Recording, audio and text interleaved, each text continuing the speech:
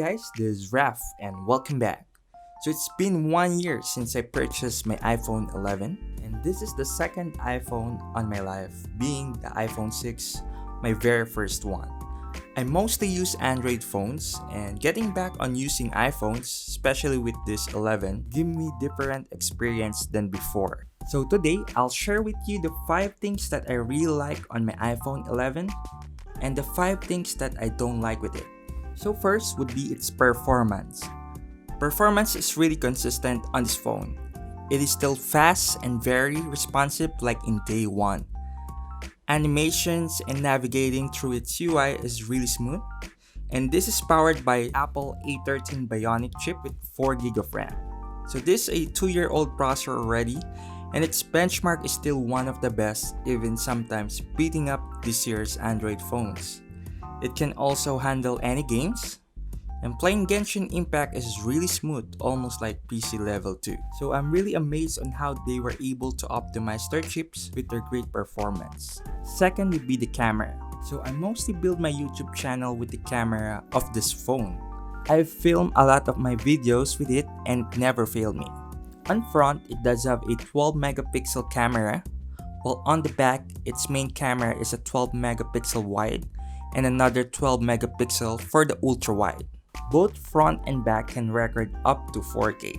Its videos display good exposure with good dynamic range. Its stabilization is really great. Photos from the main camera display accurate exposure with wide dynamic range. Color is a nice strength too of this phone, with vivid and pleasant pictures. Details is good, and it does have an excellent autofocus system that delivers fast and accurate and reliable performance. Third would be its software updates. This is one of the strengths of the iPhones. When I got this phone last year, it's on iOS 13. And now it's on iOS 15, which is awesome. So it's already like 2 major iOS updates. Every iOS updates that we got added some features to my phone, making it more better and gives more value to my iPhone 11. You can check my review of iOS 15 as well on this link.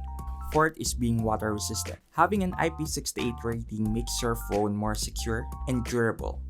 And I was able to use this phone in our trips like going in beach or swimming pools. Being waterproof, you won't need to worry if your phone will get wet, and that gives you an option to use your phone like taking pictures or videos even underwater. This is one of the most underrated features of this phone. Since mostly we stay at home for the past year, one thing that we mostly do is to watch movies like in Netflix or YouTube. The sound on the speaker is crisp, loud and clear, and having stereo speakers on your phone is really good experience, especially watching movies. So here is sample.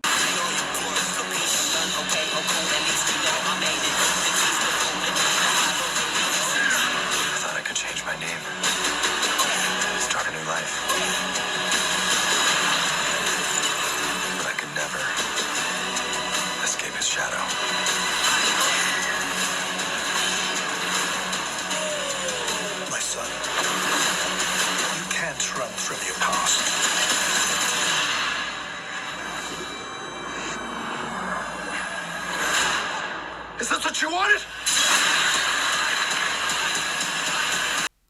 So here are the 5 things that I don't like with this phone. So first would be the notch. So this is the one thing that I complain on this phone a lot even before. Even after 1 year, I still don't like it, especially when watching YouTube or Netflix. It's hard to not notice it. And I have Android phones that even have full screen. It's one of the design ideas that I will never understand from Apple. Second would be the no headphone jack. Even in the dawn of wireless earbuds, there will be always a time that we will need to use headphones. And like for example, if your wireless earbuds needed to charge. So sometimes I miss the time when you can just use the wired headphones directly on your iPhones.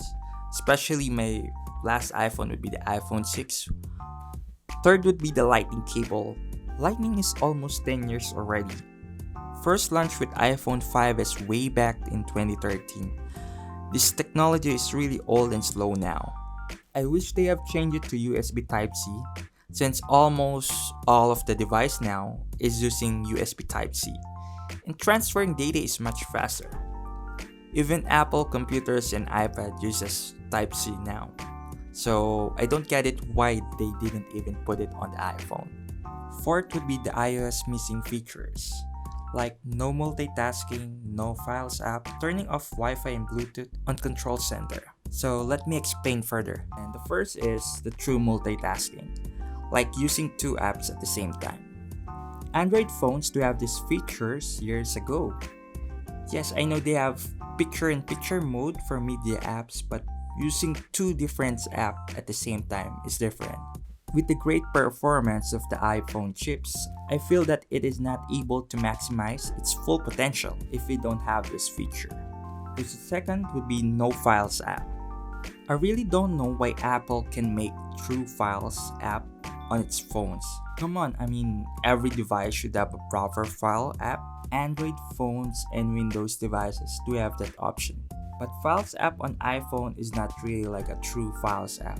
I just use it to transfer files to my iCloud, but other than that, it's just bland and useless. I have an issue with turning off the Wi-Fi and Bluetooth on the control center. I understand that the use of the control center is for you to have a direct access to the important settings for the device. Example like turning on and turning off your LTE data. On iPhones, when you turn off Wi-Fi or Bluetooth, it will not totally turn it off and it will just say that it will disconnecting Wi-Fi or Bluetooth until tomorrow. In short, it will just disconnect your Wi-Fi connection or Bluetooth connection, but both are still on. Like why? If you wanted to turn off the Wi-Fi and Bluetooth completely, you need to go to the settings and turn them off manually. Fifth would be the Siri, or its voice assistant. Did you know that Siri is the first voice assistant on a mobile phone? And now Siri is the worst. Google Assistant is so much better answering all of my queries or questions, and since I have a lot of Google Home devices too. Although Siri is getting some updates on every iOS version, but it's not enough to beat Google Assistant or Alexa. And I think this is one part that Apple should focus more, especially with a lot of devices now are focusing on AI. Before, I'm not totally satisfied with my iPhone 6. Since it's quite small and battery won't last a day, the camera is also just okay with that phone. But for this iPhone, that changes everything and it makes me appreciate more the iPhones. It's been consistent on the things that I care a lot, like in performance and camera. Battery life is great too. It lasts for a day with 5 to 6 hours screen on time. And you can extend it for 2 days if you don't use it a lot. For 1 year that I've been using this iPhone 11, I could say it's one of the best purchases that I ever had. So thank you for watching my video. Please like, share, and subscribe, and see you soon. Peace out.